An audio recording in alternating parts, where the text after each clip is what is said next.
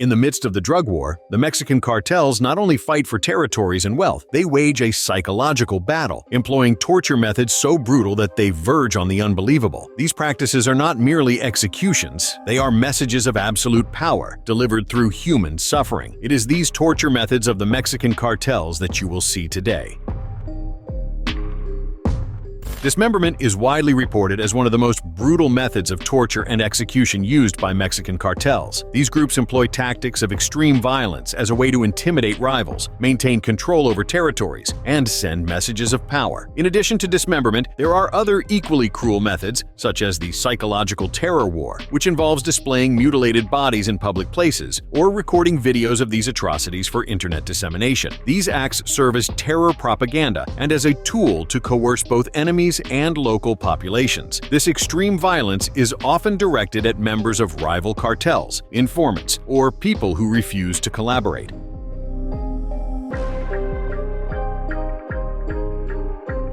The brutality aims to reinforce the notion that punishment will be relentless for anyone who opposes the interests of the cartel, and to ensure that it is respected as if it were some kind of authority. The act of burying people alive is another cruel method of torture and execution widely associated with Mexican cartels. This method is used both to instill fear in communities and to punish informants, members of rival cartels, or anyone deemed a threat or a traitor. Being buried alive is a form of extreme psychological and physical torture. Victims suffer from claustrophobia, lack of oxygen, and in many cases are buried in remote locations where no one can find them. There are reports of victims being forced to dig their own graves before being buried, further heightening the psychological terror. After all, nobody would literally want to dig their own grave. Many accounts from involved individuals show how cruel these practices could be, revealing the coldness and malice of those responsible.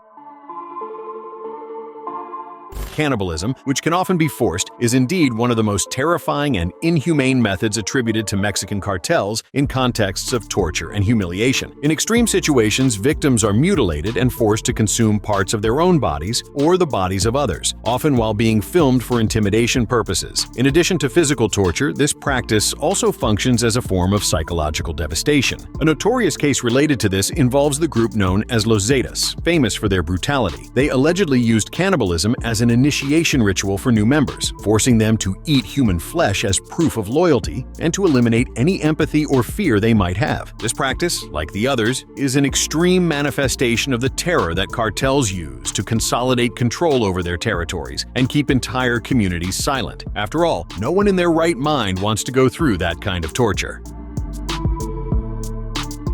Flaying, that is, removing a person's skin while they are still alive, is an extreme method of torture frequently attributed to Mexican cartels. There are many reports of this barbaric practice used by cartel members against their worst enemies in order to display all their power, cruelty, and dominance in the region. It goes without saying that this is one of the cruelest forms of violence, inflicting unbearable physical pain and causing a slow, extremely painful death. Cartels use flaying as part of their psychological war.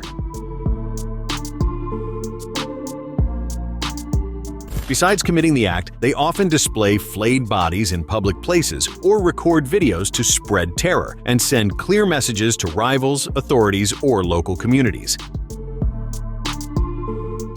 Electrocution is another brutal method of torture widely associated with Mexican cartels. This practice involves applying electric shocks to victims, causing extreme pain, as well as physical and psychological harm. The intensity and duration of the shocks vary, but they are often used to extract information, force confessions, intimidate, or simply punish. Electric shocks are applied with makeshift devices, such as car battery cables, electric batons, or other adapted tools. The most common areas of application include the hands, feet, genitals, and other sensitive parts of the body, increasing the victim's suffering. In many cases, electrocution is carried out over long periods, potentially leading to death by organ failure or cardiac arrest. This method is favored for being relatively silent and not necessarily leaving immediately visible external marks, making it difficult to identify the cause of suffering if a victim survives. Furthermore, it is a tool of psychological terror, as victims often enter a state of shock and severe trauma.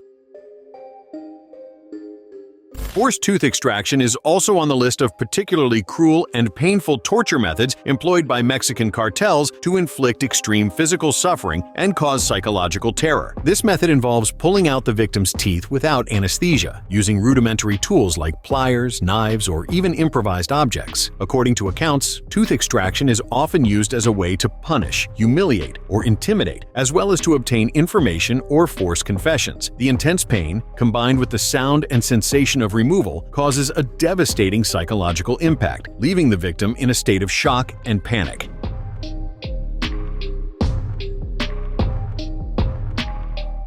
In some cases, this method is used incrementally, beginning with the extraction of a single tooth to heighten psychological suffering, threatening to pull out more if the victim does not comply with the torturer's demands. Additionally, the wounds left by tooth removal can become infected, further worsening the ordeal.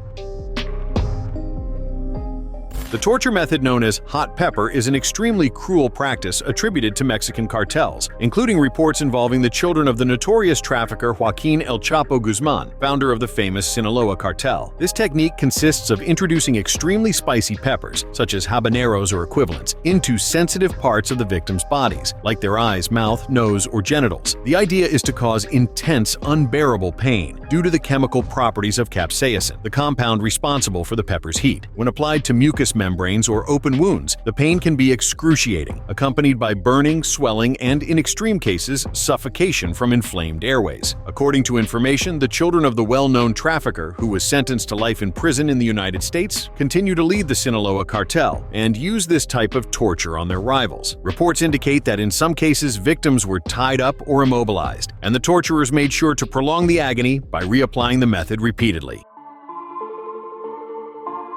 The torture known as corkscrew is undoubtedly one of the most brutal and inhumane methods attributed to Mexican cartels, and there is significant information indicating the Sinaloa cartel frequently uses this method. The torture consists of using objects like punchers, drills, or similar instruments to pierce or tear pieces of the victim's bodies, usually in sensitive areas such as the hands, feet, knees, or even the face. The term corkscrew references the way torturers twist and bore into the victim's flesh, mimicking the movement of opening a wine bottle. This method is used not only to inflict extreme pain, but also to disfigure and humiliate victims.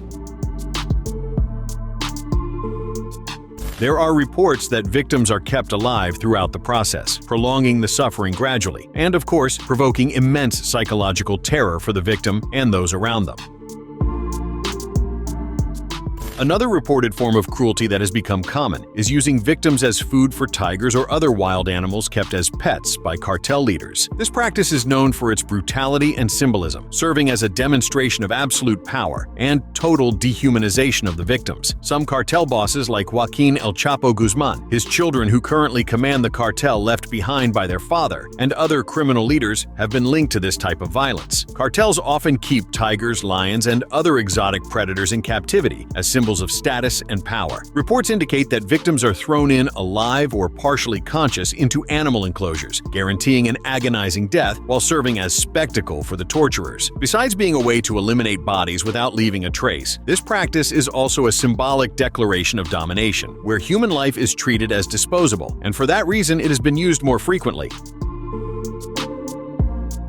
Another known torture called el guiso, or the stew, is yet another act of extreme cruelty attributed to the cartels. In this method, victims are placed alive in barrels or large containers filled with boiling liquids such as oil, acid, or water. The name is an allusion to the cooking process, as victims are literally cooked alive, enduring an agonizing death. In some versions of this practice, bodies are dissolved in chemical products like sulfuric acid to destroy evidence, a technique also referred to as pozole. This approach not only increases the victim's suffering, but also reinforces the idea that cartels are capable of erasing any trace of their actions, greatly complicating law enforcement efforts. El guiso is used by cartels both as a form of execution and as a message of terror to enemies and communities, as there are reports of deformed bodies being dumped in rival areas among the public to cause fear. The forced administration of substances, especially stimulant drugs, is another cruel torture method widely reported in the actions of Mexican cartels. In this method, victims are forced to consume substances like methamphetamines, cocaine, or other potent stimulants to keep them awake and prolong physical and psychological suffering. The drugs keep victims conscious and alert for long periods, preventing them from fainting or collapsing from pain, exhaustion, or trauma. This allows the torturers to continue inflicting pain. The effects of these drugs can intensify paranoia, fear, and the victim's sense of despair, making the experience even more devastating. If the victim did not lose their life due to torture, it was very likely they would lose it due to the forced use of drugs, which in high doses can cause permanent damage, such as organ failure, brain damage, seizures, and ultimately death. Mexican cartels also reportedly force victims or torture survivors to fight to the death, according to some accounts and investigations. This extreme form of violence serves as a kind of macabre entertainment for the torturers and a way to demonstrate absolute power over the victims' lives. The victims, already weakened by physical and psychological torture, are forced to fight each other, often without weapons or using improvised objects, while the torturers watch and, in some cases, place bets. Surviving such fights does not mean liberation. Often, the winner is executed immediately afterward or subjected to further torture, making it an endless cycle of violence. In some cases, cartels record these fights and share them to intimidate enemies or showcase their brutality to the public, fueling their power through terror.